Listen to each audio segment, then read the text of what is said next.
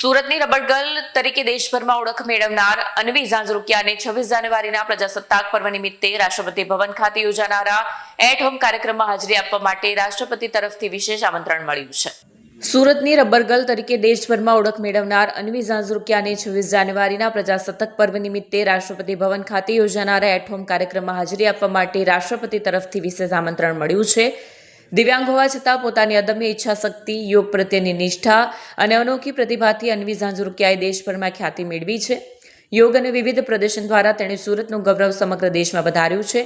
અન્વીની સિદ્ધિઓ અનેક યુવાનો માટે પ્રેરણારૂપ બની છે. 26મા પ્રજાસત્તાક પર્વના દિવસે રાષ્ટ્રપતિ દ્રૌપદી મુર્મુ દ્વારા આયોજિત એટ હોમ કાર્યક્રમમાં અન્વી ડિનરમાં હાજરી આપશે. આ પ્રસંગે અન્વીના માતા પિતાએ ખુશી વ્યક્ત કરતા જણાવ્યું કે દીકરીની સિદ્ધિઓને કારણે પરિવાર ગર્વ અનુભવે છે.